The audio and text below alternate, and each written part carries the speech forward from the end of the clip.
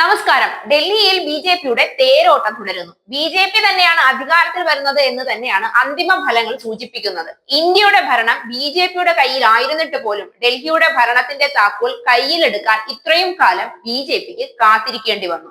അന്ധമായ ഒരു വലിയ കാലഘട്ടം കോൺഗ്രസിനെ വിശ്വസിച്ചും പിന്നീട് ആം ആദ്മിയുടെ രാഷ്ട്രീയ കൊതിയോടെയുള്ള കുടിലതന്ത്രങ്ങളിൽ വീണുപോയും ഡൽഹി അഴിക്കുചാലിൽ വീണുപോയ പോലെ നിസ്സഹായാവസ്ഥയിൽ തന്നെയായിരുന്നു. കുംഭമേളയിലെ പുണ്യനദിയിൽ സ്നാനം ചെയ്തും പ്രാർത്ഥിച്ചും മോദി ഡൽഹിയുടെ ഭരണം കൂടി ഏറ്റെടുക്കാനുള്ള കരുത്തു തന്നെയാണ് ആർജിച്ചത്. അഴിമതിയിൽ മുങ്ങി കറുത്തുപോയ ഡൽഹിയെ ആ കറുപ്പിൽ നിന്ന് മോചിപ്പിച്ചുകൊണ്ട് മോദി സർക്കാരിന്റെ ചിറകിലെ ഒരു പൊൻതൂവൽ കൂടി ആക്കി കൂട്ടിച്ചേർക്കുമ്പോൾ അതിന് തയ്യാറെടുക്കേണ്ടിയിരിക്കുന്നു എന്ന് അദ്ദേഹം മനസ്സിൽ മുന്നേ കണ്ടു എന്ന് വേണം മനസ്സിലാക്കാൻ. തെരഞ്ഞെടുപ്പിന്റെ പരാജയ ഭയത്തിൽ പേ പിടിച്ചോടുകയായിരുന്നു കോൺഗ്രസും ആം ആദ്മിയും. പക്ഷേ അപ്പോഴും ഏറ്റവും സമാധാനമായി പ്രാർത്ഥനയിലായിരുന്നു മോദി.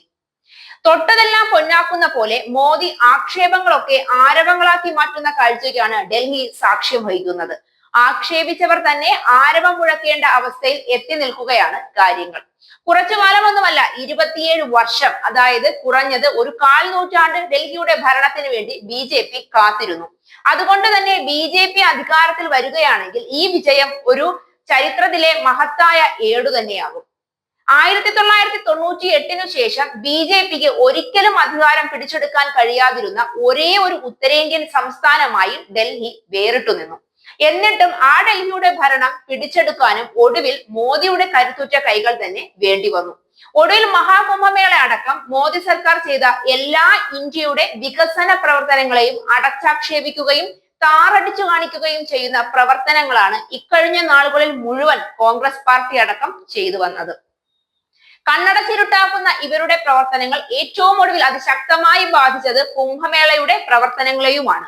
ഇന്ത്യയുടെ പൈതൃകം ലോകമെമ്പാടും വിളിച്ചോതിയ കുംഭമേളയെ തകർക്കാൻ ശ്രമിക്കുന്നതിനോടൊപ്പം താറടിച്ചു കാണിക്കുകയും കുംഭമേളയിൽ മോദി പങ്കെടുത്തതിനെ പരിഹസിക്കുകയും ചെയ്ത പപ്പുവിനും കൂട്ടർക്കും കിട്ടേണ്ടത് തന്നെയാണ് ഇപ്പോൾ കിട്ടിയിരിക്കുന്നത്. ഇന്ത്യൻ രാഷ്ട്രീയത്തിൽ മോദി ഭരണം ഒരു നാഴികക്കല്ലായി മാറുകയാണ് ഡൽഹിയുടെ ഭരണം നേടുന്നതിലൂടെ. രാജ്യം മുഴുവൻ അന്തിമഘട്ട ഫലം കേൾക്കാൻ കാതോർത്തിരിക്കുകയാണ്. ഫലം താമര വിരിയിച്ചുകൊണ്ട് മോദി സർക്കാർ അധികാരത്തിൽ എത്തുമെന്ന് ഉറപ്പിലായതോടെ രാജ്യത്തിന്റെ വിവിധ ഭാഗങ്ങളിൽ ഇപ്പോൾ തന്നെ ആഘോഷങ്ങൾ തുടങ്ങിക്കഴിഞ്ഞു. ആം ആദ്മി പാർട്ടിയുടെ ഒരു ദശാബ്ദം നീണ്ട വികല ഭരണത്തിനു കൂടിയാണ് ഇതോടെ തിരശീല വീഴുന്നത്. ചൂലുകളൊക്കെ മുറ്റമടിക്കാനോ മാറാലി അടിക്കാനോ എടുക്കുന്നതാവും ആം ആദ്മിക്ക് ഇനി നല്ലത്. മോദി സർക്കാരിന് കീഴിൽ ഡൽഹി വരുന്നതോടെ ആം ആദ്മി പാർട്ടിക്കും കോൺഗ്രസിനും ഇനി ഡൽഹി ഒരു സ്വപ്നം മാത്രമായി അവശേഷിക്കും. കാരണം ഡൽഹി ഭരിക്കാൻ പോകുന്നത് ബി.ജെ.പി സർക്കാരാണ് ഇനി. മോദിയുടെ ഭരണത്തിന് കീഴിൽ ഡൽഹിക്ക് ഒരു പുനർജന്മം ഉണ്ടാകുമെന്ന കാര്യത്തിൽ സംശയമില്ല. കോൺഗ്രസിന്റെ ഭരണത്തിലും അതിനുശേഷം വന്ന ആം ആദ്മിയുടെ ഭരണത്തിലും അഴിമതിയിൽ മുങ്ങിക്കുളിച്ച ഡൽഹി അഴിമതി രഹിത ഭരണത്തിലേക്ക് നടന്നെടുക്കുന്നതിന്റെ സൂചനകളാണ് തിരഞ്ഞെടുപ്പ് ഫലമായി പുറത്തേക്ക് വന്നുകൊണ്ടിരിക്കുന്നത്. ഇന്ത്യയിലെ ഓരോരുത്തരും മോദിയുടെ കാവിക്കൊടി ഇന്ത്യയുടെ ഭരണ തലസ്ഥാനത്ത് പാറിപ്പറക്കുന്നത് കാണാൻ കാത്തിരിക്കുകയാണ്. അതിനി ഒരുപാടൊന്നും കാത്തിരിക്കേണ്ട, കാവിക്കൊടി പാറുക തന്നെ ചെയ്യും.